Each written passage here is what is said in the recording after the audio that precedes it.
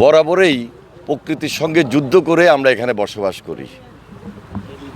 এই নদীর পাড়ে আমরা যারা থাকি, এই অঞ্চলের মানুষ সব সময় ভাঙন, প্লাবন, বন্যা এই পরিস্থিতিগুলোকে মোকাবেলা করে সবসময় এখানে বসবাস করে আসছি। আমরা ইতিমধ্যে ভাঙন প্রতিরোধে ইমার্জেন্সি ওয়ার্ক, সামনে যেহেতু বর্ষা, অতি প্লাবন, সেজন্য আমরা এটা হাতে নিয়েছি। আরও 2-3 জায়গায় আমরা ইমার্জেন্সি কাজ শুরু করব সেই নির্দেশনা দিয়েছি।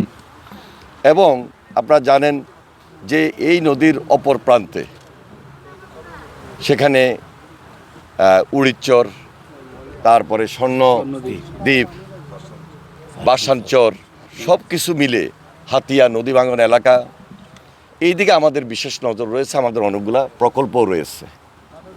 তবে দীর্ঘদিনের মানুষের যে প্রত্যাশা যে পার্মানেন্ট কিছু ওয়ার্ক করা দরকার, সেই অনুযায়ী আমরা এই এলাকায় যেখানে যেটা খুব বেশি অতীব প্রয়োজন এই মুহূর্তে, সেখানে আমরা পার্মানেন্ট ওয়ার্ক হিসাবে আমরা কিছু ভাঙন প্রতিরোধের ব্যবস্থা গ্রহণ করব।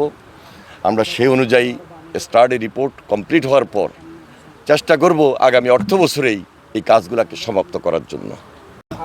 অতীতের সরকার, অতীতের ব্যাপার অতীত। আমরা অতীতকে সামনে না নিয়ে আমরা ভবিষ্যৎ দিকে তাকাতে চাই। আমরা কী করতে পারবো?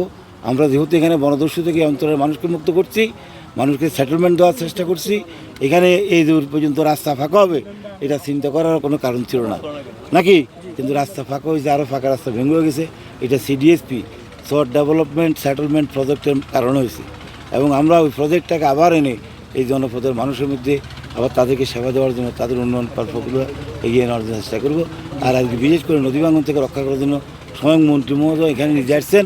অতএব অতীতের সাথে তুলনা করবেন না, বরং আমি এই কথা শুনতে চাই ইনশাল্লাহ আগামীতে আমাদের এই সমস্যার সমাধান হবে, ইনশাল্লাহ হবে।